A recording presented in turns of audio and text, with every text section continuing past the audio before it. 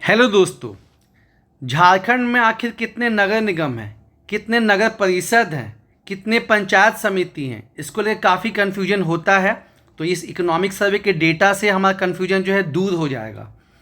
आपको पता ही होगा कि जो पंचायती राज व्यवस्था है इसको 73rd अमेंडमेंट से, और जो नगर निगम वाला चीज़ है उसको 74th अमेंडमेंट से जो है संवैधानिक दर्जा दिया गया था। अगर हम झारखंड की बात करें तो 2011 जनगणना के अनुसार 76% आबादी जो है वो गांव में रहती है और 24% जो है वो शहरों में रहती है।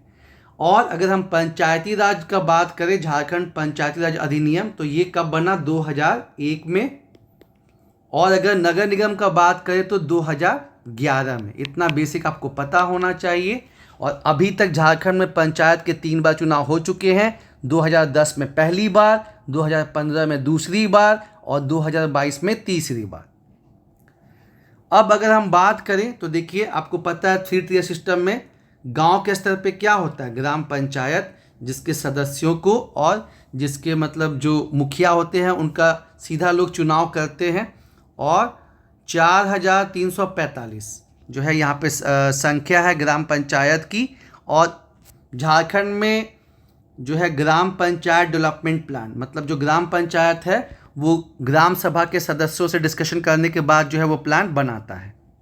उसके बाद ब्लॉक लेवल पे आपका क्या होता है? पंचायत समिति।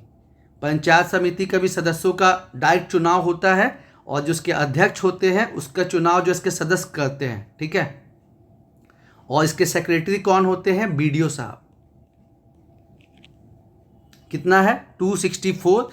और पंचायत समिति जो है लिंक रहता है। पंचायत समिति लिंक है किसके बीच में? जिला परिषद और ग्राम पंचायत के बीच में कनेक्टिंग लिंक है। मतलब बीच में पंचायत समिति है ब्लॉक स्तर पे, ऊपर में जिला परिषद है और नीचे में जो है ग्राम पंचायत है। साथ ही साथ जो पंचायत समिति है वो रेगुलेट करती है, फंड दिलवाती है, सुपरविजन करती है, ठीक है। और पंचायत समिति के ऊपर क्या होता है? जिला पंचायत या जिला परिषद। और इसके भी जो हेड होते हैं उसको, मतलब जो जिला पंचायत के सदस्य हैं वो खुद जो है चुनते हैं। और जो डीडीसी हैं वो इनके क्या होते हैं? सेक्रेटरी, सचिव होते हैं। तो ये हो गया आपका पंचायती राज का, ठीक है। मतलब 4345 ग्राम पंचायत। ग्राम पंचायत का जो भी मतलब सदस्य होते हैं, जो अध्यक्ष होते हैं, उनका चुनाव होता है ग्राम सभा द्वारा। उसके बाद जिला परिषद मतलब पंचायत समिति के भी सदस्यों का डायरेक्ट इलेक्शन होता है। और जो पंचायत समिति के अध्यक्ष बनते हैं उनका चुनाव जो है उसके सदस्य के द्वारा ही होता है। साथ ही साथ जो आपका जिला पंचायत है, जिला परिषद, उसके भी जो अध्यक्ष होते हैं उनका जो है उसका चुनाव जो है वो जिला परिषद के सदस्यों के द्वारा ही होता है। और जो एमएलए हैं, जो एमपी हैं, वो रिप्रेजेंट करते हैं। साथ ही साथ जो बीडीओ हैं वो आपके सेक्रेटरी होते हैं पंचायत समिति पे, ब्लॉक लेवल पे। और डीडीसी जो है वो जिला पंचायत स्तर पे, ठीक है। अब अगर हम बात करें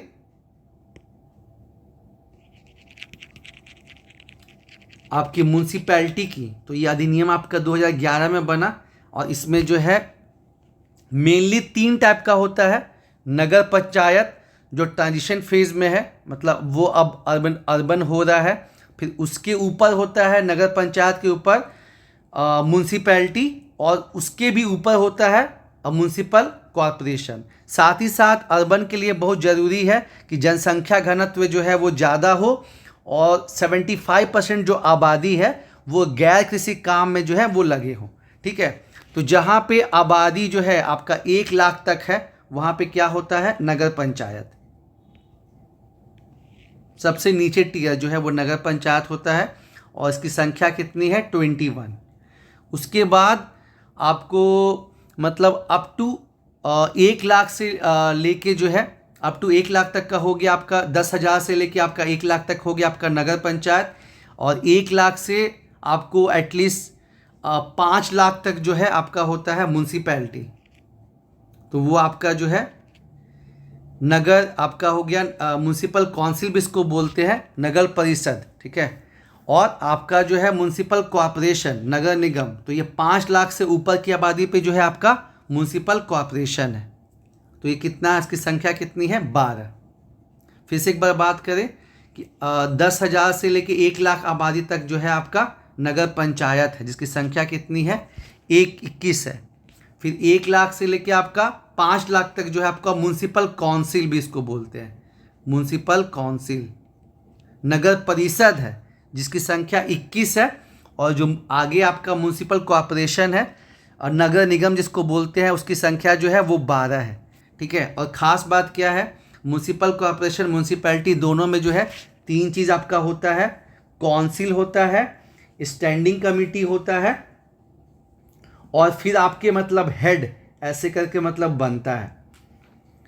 जैसे अगर हम बात करें तो जो इसका कानून बनाने का जो चीज़ है तो वो काउंसिल के पास होता है। काउंसिल जो है वो विधायिका का काम करता है। ठीक है।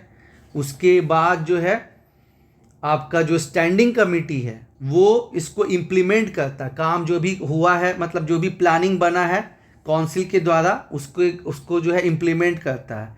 और फिर उसके हेड होते हैं, जैसे म्यूनसिपल कॉरपोरेशन में म्यूनसिपल कमिश्नर हो गए तो वो सरकार के द्वारा अपॉइंट किए जाते हैं, वो जनरली IAS ऑफिसर होते हैं।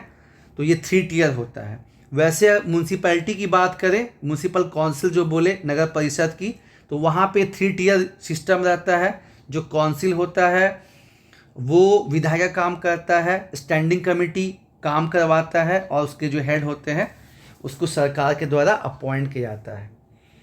ठीक है। तो और इसके अलावा जो है एक नोटिफाइड एरिया कमेटी है जमशेदपुर में, और आपका एक कैंट है रामगढ़ में। तो दोस्तों उम्मीद है आपको जो है आइडिया लगा होगा।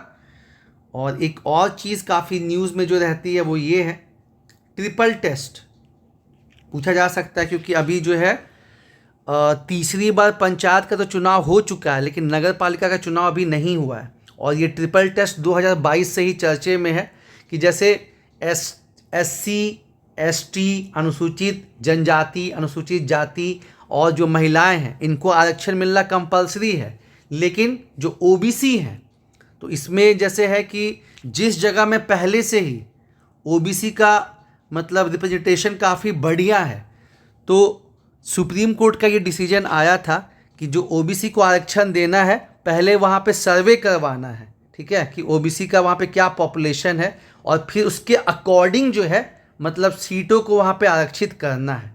तो वो आपका ट्रिपल टेस्ट जो है वो OBC आरक्षण से संबंधित है। तो 15 फाइनेंस कमीशन जो रुपए दिए थे वो अटका हुआ था, इसलिए जो 2022 में जो फटाफट जो है पंचायत के चुनाव करवा लिए गए बिना OBC को आरक्षण दिए हुए, बिना ट्रिपल टेस्ट करवाए हुए। अब फिर से जो है वही चीज़ चल रहा है, क्योंकि अब ये जो अर्बन लोकल बॉडीज़ हैं इनके चुनाव ड्यू हैं, तो ये ट्रिपल टेस्ट से आपको संबंधित चीज़ें पूछी जा सकती हैं। और आपको याद रखना कि पंचायती राज अधिनियम जो है वो कब बना था, 2001 में, और आपका जो नगर निगम वाला अधिनियम कब बना, 2011 में। ठीक है। तो इसी टाइप से हम लोग इम्पॉर्टेंट वीडियोज़ जो है दोस्तों और लेके आएंगे, और आपको जो है इससे बहुत आइडिया लगेगा यारों। धन्यवाद।